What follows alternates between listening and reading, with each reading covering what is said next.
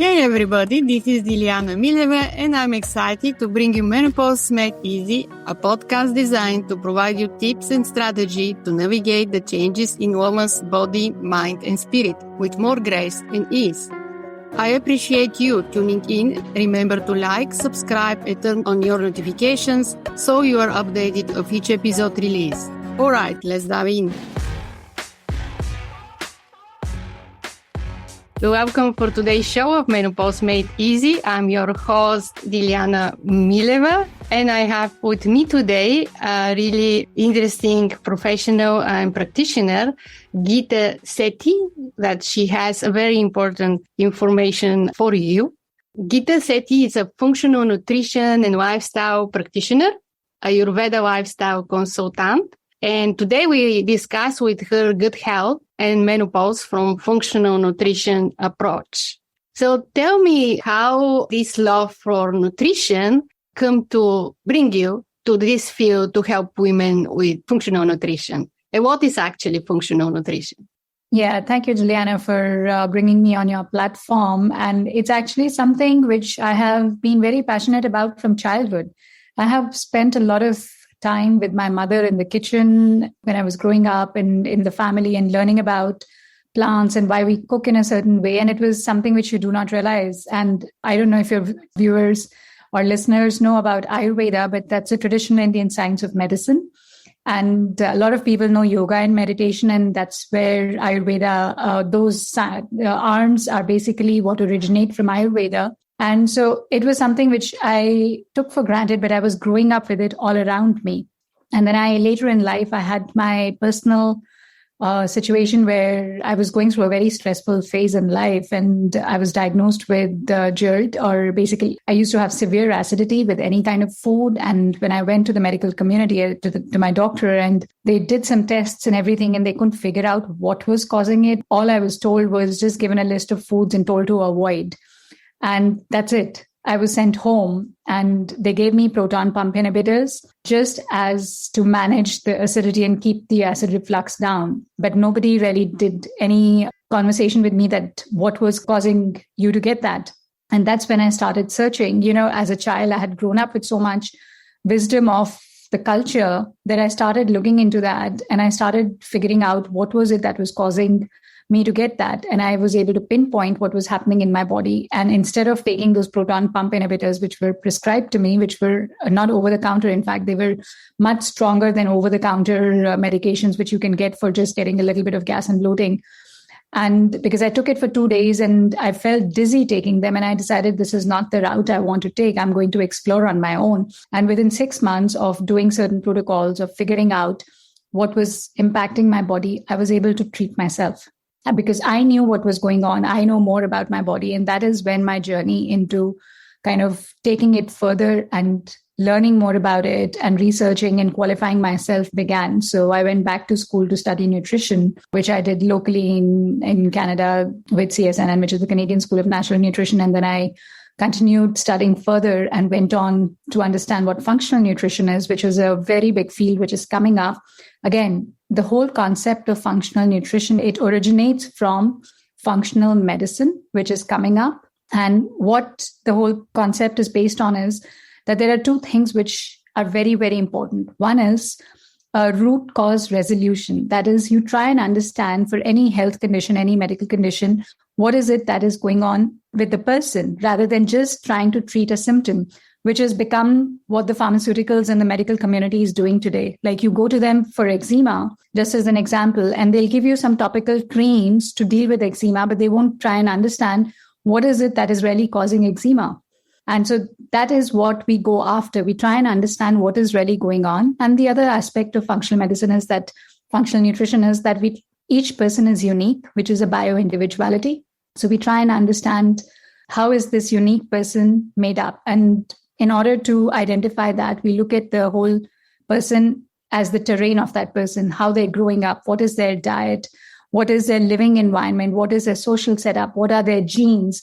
So we look at the being as a person as a whole. What has there been mental and emotional life before, what stress or trauma they're holding on to, what are they eating, what is their knowledge base, are they even aware of what they're eating is healthy for them or not. So we look at all that, and it requires a person to connect with themselves and empower themselves to understand what is it that is causing any condition to come up. So it's not just about giving them a list of foods. It's a very vast, holistic approach to dealing with a person as a whole, rather than just dealing with a symptom or a condition. So that's what functional nutrition in a gist, I can tell you, is all about. It's really how it's supposed to be. It's a complex thinking, very individual. So I like this approach, this type of medicine work on the person as a whole. Today, it's very, very important, gut health. And everybody talk about gut health and how important it is to have a good gut health for today to really be in a good condition. So could you explain a little bit for the people who are not familiar about the gut health? Why it's so important? Yeah, Dilyana, it's very interesting because I hear a lot of people talking about, I'm working on my gut health, and they've heard somewhere or the other, because it's all over social media. People are talking about gut health. But if you ask the question, and it happens with 8 out of 10 of my clients are not able to tell me what is really their gut and why are they sitting there. They've heard so much. So gut is a very simple word which is being used nowadays because of a lot of things which have happened. A lot of research has happened in the last 20 years regarding the gut health.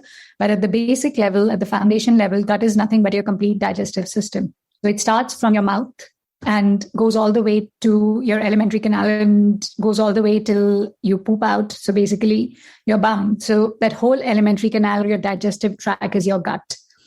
And that whole gut is very, very important, or your complete digestive system is very, very important, because 90% of the health conditions begin in the gut. This is something that we've been hearing about again and again and again, but nobody really understands how. The thing is that a human body is a very intelligent piece of machinery, and each and every organ of this body requires fuel to function. And that fuel comes through nutrients when we eat food. So the purpose of your digestive system is to convert that food into how the body needs, how that fuel is needed. It converts it into energy. It takes out the micronutrients. It takes out the minerals. It takes out the vitamins. So that responsibility belongs to the gut. And what the modern research, what we have realized now, which is very recently in the last 20 years, we've figured out that there is a huge colony of bacteria which lives in our digestive system all along. And that's what is called the microbiome, which is also being called the third brain of the body. And that actually is what trains our immune system, our immune cells. These are colonies of bacteria which have existed on the planet much before we human beings evolved. So they carry the intelligence of how to survive, how to convert food, and how to make energy. And that intelligence is transferred through them to our body. And they have a lot of roles that they play in the body. And so our overall health today depends on the health of our gut microbiome, or the health of these bacteria. And that's why it has become a topic of like what social media is talking about, what modern medicine is discussing, what doctors are talking about. They keep telling you to take probiotics. But really the health of the gut microbiome and the health of your gut is not just popping probiotics or popping pills. It's a lot more. It's a much vaster field. And that's the reason why it's very, very important that your gut should be very healthy. And what role is actually play the fiber? Yeah. So fiber. So when I use the word probiotics, probiotics is nothing but the bacteria which are in your gut throughout the tract. And the food that these bacteria eat is basically fiber, because most of the fiber that we eat, the body does not break it down. The fiber has two roles. One is, for the longest time, we kept thinking that fiber is what prevents constipation. It adds bulk. It carries the food down. It carries bulk to the food. But what we have realized now is that that is just one role. The biggest role for fiber in our body is that it is food for these gut bacteria, for a microbiome. Because when they eat that fiber, they convert it into short-chain fatty acids. They create compounds which fight inflammation in the body, which increase your immune system, which heal your gut lining. So all that is done by these gut bacteria. And if you're not eating fiber, And if you're not giving them a diverse kind of fiber, which comes through basically plants, all fiber comes from plants. So if you're not eating different kind of grains, if you're not eating different kind of starchy vegetables, if you're not kind of eating green leafy vegetables, basically the diverse kind of fibers you eat, the diverse your microbiome becomes, and the more health you will get. And that's why fiber is very, very important for the gut. Diversification is important also to be. Very, very, very important, because we know that over time, we have lost 40% of the diversity of our gut microbiome. That means there are strains in our gut microbiome which played a certain role and they've become extinct, as in they're not there in our gut microbiome anymore. And they had certain roles, protective roles they were playing in our health. We've lost them. And that's why we are seeing, there are obviously a lot of other factors, but that's why we are seeing people are getting sick with autoimmune conditions. There are more than 100 autoimmune conditions today, a lot more cancer, a lot more heart conditions, a lot more inflammation causing conditions, a lot more menopausal problems, a lot more mental issues. All that can be impacted by the health of your gut microbiome. Your gut microbiome talks to your brain. Your brain is responsible. It's the motor. It's the hypothalamus is what is controlling the functioning of your body. So everything is connected, and your gut microbiome has a big role to play in your health. So let's talk about now what is the role in our gut play in menopause. Okay, so menopause is a very interesting stage in a woman's life.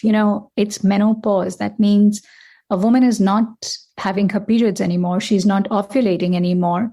And it's a shift. And we call it a pause, but actually it's also a stage which is basically leading to a pause in where she needs to look over, as in she has been a nurturer. She was somebody who could have a baby. She's taking care of the family. And that's the stage where it's very important that a woman starts focusing on herself and starts taking care of herself. So what happens during menopause physiologically in the body is when a woman stops ovulating, there are two very important hormones which a woman's body produces, which is estrogen and progesterone.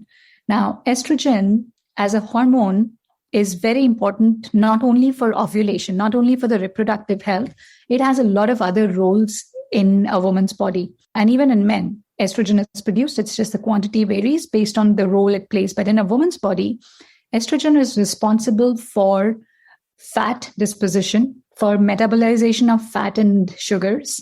It is responsible for bone growth. It is responsible for cardiovascular protection. It is cardiovascular protective. It is responsible for cognition. So if you think of it, when you hit menopause, the levels of estrogen and progesterone go down because your ovaries do not produce any eggs anymore because you're not fertile anymore. So the production of these hormones go down, which means that's why you see typically women who are experiencing menopause symptoms, the chances of osteoporosis goes up after menopause. The chances of cardiovascular conditions go up. Women complain of obesity, fat issues, fat problems, that they're not being able to lose weight easily. So all those, estrogen has a role to play. At menopause, what becomes more important is because the ovaries are not performing, they're not doing the function of producing estrogen anymore. So we have a gut microbiome. In the gut microbiome, there are certain strains of bacteria which form a colony called estrobolome. Even the name which has been coined to them is estrobolome, which is a colony of bacteria which are responsible for breaking down or metabolizing or sometimes even producing estrogen in the body. And they clean up the dirty estrogens and they make sure that estrogen is available in the bloodstream to be absorbed by the estrogen receptors so those things can be prevented. So your gut is very, very important because you need to focus on nourishing that strains of bacteria which are a part of that estrobolome. Especially at menopause, it becomes even more important because that estrogen is very, very important for you. And it becomes even more important because most of the women, by the time they hit menopause, they're reaching a stage where the adrenals also start producing a little bit more of estrogen. That role which the ovaries were being given goes to the adrenals. And most of the women at that stage are kind of at a stage where they're exhausted. They've given so much to the family and they're kind of in their 50s. They've done so much and given so much of themselves. So stress has a very important aspect that most of the women by then are very stressed or very exhausted. And adrenals are the ones which are responsible for producing a lot more estrogen and progesterone at that stage. So that also gets impacted. So your estrobolome is capable of supporting your adrenals as well by reducing the inflammation, by supporting the body in bringing the stress levels down. So it has multiple levels at which your estrobolome or your microbiome is working in supporting women at menopausal levels. So very important that the gut is not ignored and the gut microbiome is not ignored during menopause. Right. Is there any specific in terms of nutrition that can support our gut health during menopause? Yeah, you know what? As I said, that menopause is a time when a woman is generally more stressed. She's exhausted. And there is a huge nutrient deficit that we are seeing in women at menopausal stage. So very important that you have a balanced diet. Estrogen is what is responsible for breaking down of insulin, for breaking down of sugars, and for breakdown of fat. So you have to make sure that your diet is very balanced with the focus of not on highly refined carbs and sugars. And the focus should be on getting good quality proteins, good quality fats, and making sure that they can be broken down. One very important thing that I tell all my women, but more so when they're in menopausal stage, but even when they're in reproductive stage before menopause, is focusing on cruciferous vegetables. Because cruciferous vegetables are what help in body breakdown of estrogen and throwing out the dirty estrogens. They are high sulfur vegetables which support the microbiome. The fiber in the cruciferous vegetables is what supports the estrobolome, that colony of the bacteria which support the breakdown of estrogens. Those are the vegetables which have the fiber which supports estrobolome. So very, very important that you eat at least 1 cup of cruciferous vegetables, mostly cooked, because most of the women at this age also have slow metabolisms and the digestive systems are not perfect. So it's very important that take steamed or stir-fried cruciferous vegetables, 1 serving every day. So that's one very important thing. Have good quality fats, very, very important, from nuts and seeds and ghee, and you could use lard, some form of good quality saturated fats, because people have an impression that saturated fats are bad. If they are procured properly, if they are from free-range farms, in case it's lard or in case it's eggs or in case it's ghee, they're very good for you if they're ethically raised and procured properly. And if they're clean ones, they're very good for you. So good quality fats is very important. And lots of fresh fruits and vegetables should be a part of your diet. Green leafy nuts need to be something that it's in your daily meals, right? For sure. I mean, I generally say anywhere between 4 to 6 cups of vegetables every day, with 1 to 2 servings of fruits every day. And in that 4 to 6 cups, it should be diverse with at least 1 serving to 2 servings of green leafy vegetables, 1 to 2 servings of cruciferous. And then you choose some root vegetables, you choose some non-starchy vegetables. So you get a diversity of all these in your diet. And what I highly recommend to women, as far as they're not allergic to soy, is to include some natural sources, phytoestrogen sources of food, like soybeans, like edamame, get natto, tempeh. Then asparagus is an excellent source of estrogen. Fennel, fresh fennel bulbs are an excellent source of estrogen. Sesame seeds are an excellent source of phytoestrogen. So foods like this should be a part of your diet on a regular basis. Is there something specific as a lifestyle or habit that impact our gut health and can support us during menopause? Yes, there are a lot of things which actually the gut health as I said, there are a lot of things which can impact that terrain which make up a person. But specifically for gut health, there are 2 things which I really recommend to people. And both of them are interrelated. You can't separate it. One is intermittent fasting. Now, intermittent fasting is something which is traditionally, cultures have done it all the time. Fasting has been a part of their routine on a regular basis. So based on the spectrum of health, intermittent fasting may not be suitable for everybody. But in general, if you're overall healthy and if you're not dysglycemic or you don't get hypoglycemia, that is in case you don't eat for 2 hours, and if you get dizzy, then you may not be the right person for intermittent fasting. You need to work to a certain point where your blood sugar can be controlled or can be managed. But intermittent fasting is one very important aspect. And the second thing which I really work with all my clients is, as a lifestyle to support gut health, is managing your circadian rhythm. which is your body's clock should be in sync with the clock of nature, the sun and the moon. So try and wake up as much as possible with the sunrise and try and sleep as much as closer possible to sunset. I know in today's times it's not possible. So I tell my clients, ideally by 10, sleep, and ideally by 6:37, wake up. And the first thing that you see, which helps support getting or resetting your circadian rhythm, is look at sunlight the minute you wake up. Open your curtains, get fresh sunlight in your eyes, because that really changes. You have a pineal gland, which is responsible for producing melatonin, and that gets triggered with the exposure to sunlight. So it's very, very important that you see sunlight. And your body clock, the way your body produces insulin, the way your gut microbiome functions, everything, every single organism on this planet, whether living in you, whether you or living around you, plants, everybody has a rhythm which is in sync with the rhythm of the planet, of nature, of the sun and moon. So it's very, very important that if you want to be healthy, you have to be in sync with that. So that's a very important aspect, which a lot of people kind of miss. People like to have late nights. They sleep in late. If you want to be healthy, that's something which you have to understand. I know there have been some researchers saying, oh, teenagers get up late and all. I think I am not a big fan of that. I believe there is a reason why all of us need to be in rhythm with nature, because it does give us the benefits. It takes a little bit of work. Once you get your body clock in sync with that, you will automatically wake up without even an alarm clock. And when it's time for you to sleep, your body will automatically respond and it'll make you feel sleepy. It just takes a little bit of effort initially to get into that clock and reset it. But once it's done, it just becomes a part of your lifestyle. You can actually look or regard of a season of woman's life as related to the season of the year, right?